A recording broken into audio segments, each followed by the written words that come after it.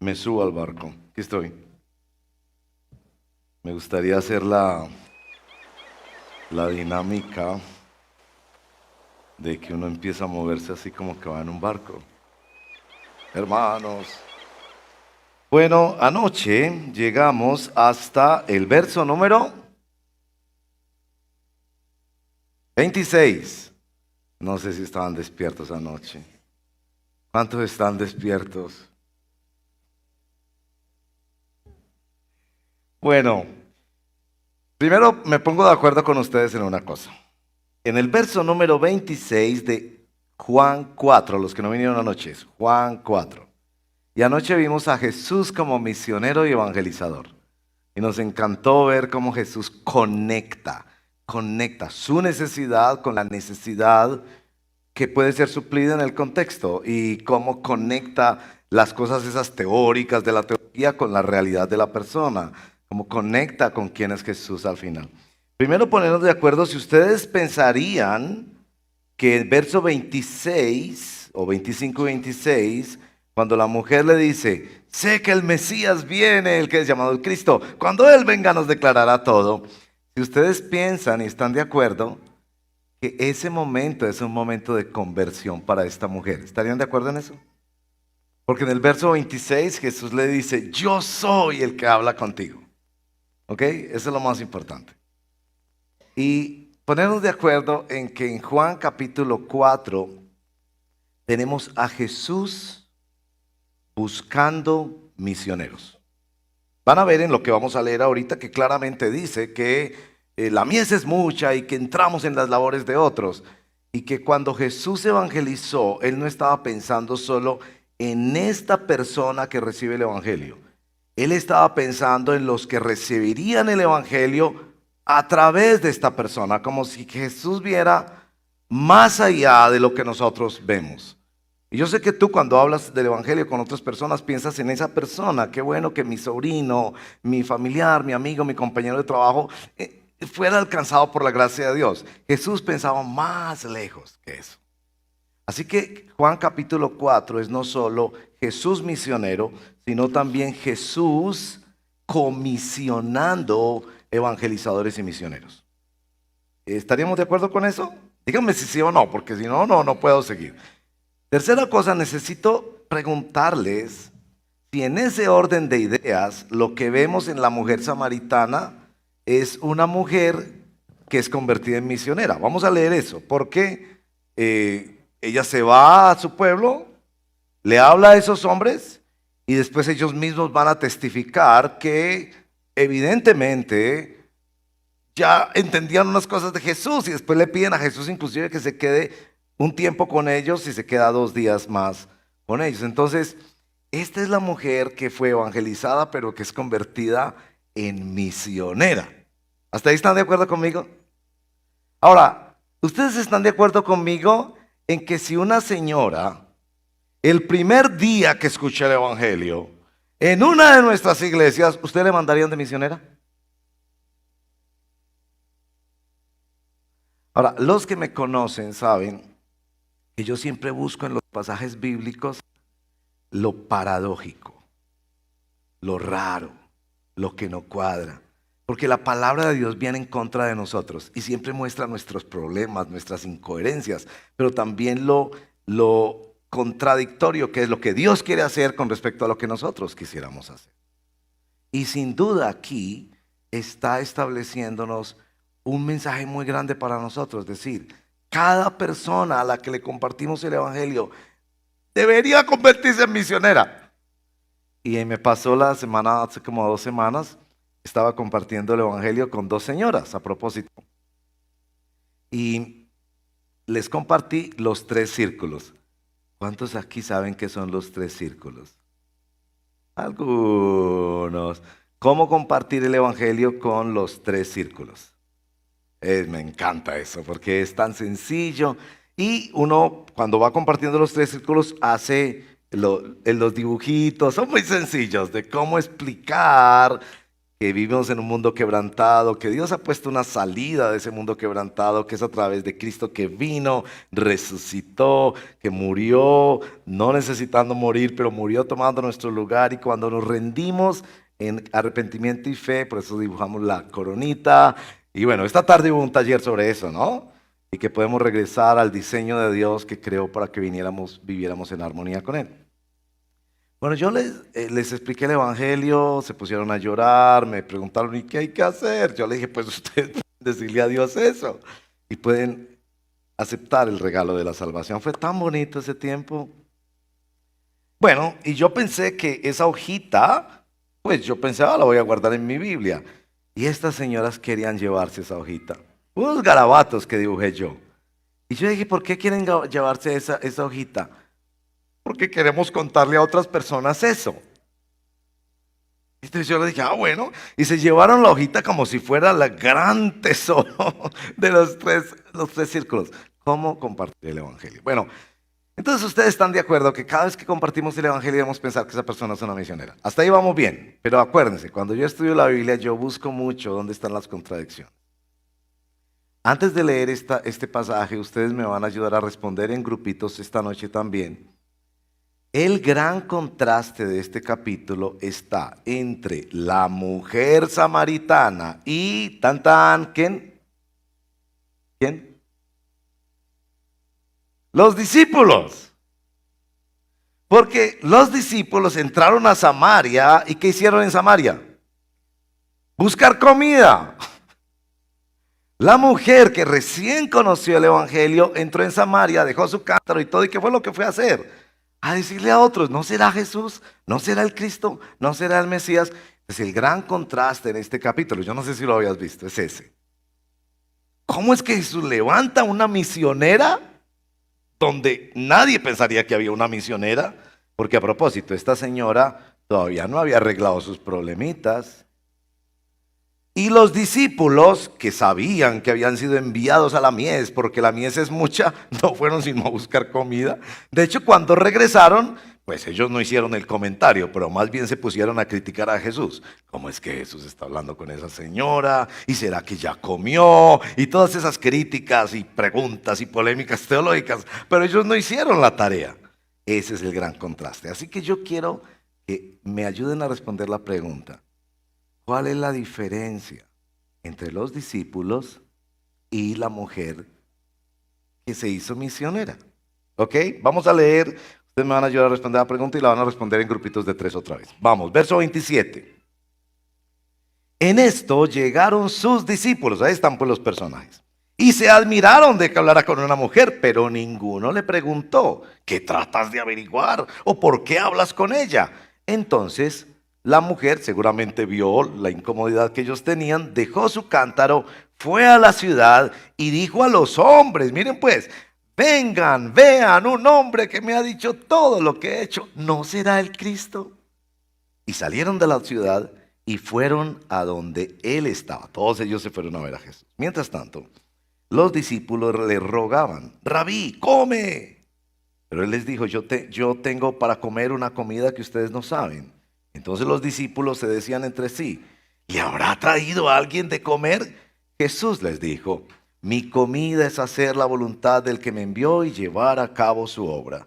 ¿No dicen ustedes, todavía faltan 4 meses y después viene la siega? Pero yo les digo, alcen sus ojos y vean los campos que ya están blancos para la siega. Ya el segador recibe el salario y recoge fruto para vida eterna, para que el que siembra se regocije junto con el que siega. Porque en este caso el dicho es verdadero. Uno es el que siembra y otro el que siega. Yo los envié a ustedes a segar lo que no han trabajado. Otros han trabajado y ustedes han entrado en su labor. Y de aquella ciudad, muchos de los samaritanos creyeron en él por la palabra de la mujer que daba testimonio diciendo, él me dijo todo lo que yo he hecho. De modo que cuando los samaritanos vinieron, rogaban a Jesús que se quedara con ellos, y él se quedó allí 2 días. Muchos más creyeron por su palabra y decían a la mujer, ya no creemos por lo que tú has dicho, porque nosotros mismos le hemos visto, le hemos oído y sabemos que este es en verdad el Salvador del mundo. Después de los 2 días, Jesús salió de allí para Galilea, porque Jesús mismo dio testimonio de que un profeta no se le honra en su propia tierra. Así que cuando llegó a Galilea, los galileos lo recibieron, pues habían visto todo lo que él hizo en Jerusalén durante la fiesta, porque ellos también habían ido a la fiesta. Bueno, hasta ahí. ¿Cuál es el contraste aquí?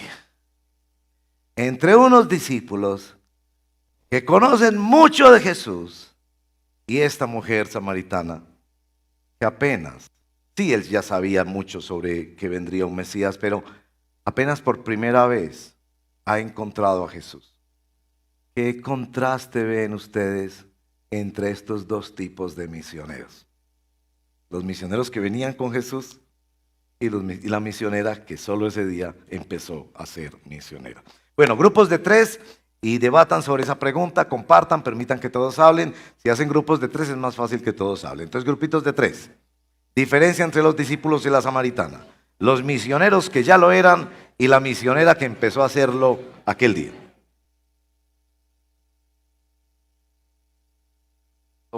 Si me van regalando su atención, ¿cómo ven los grupos? ¿Bien? ¿Pudieron hablar? ¿Llegaron a algunas conclusiones?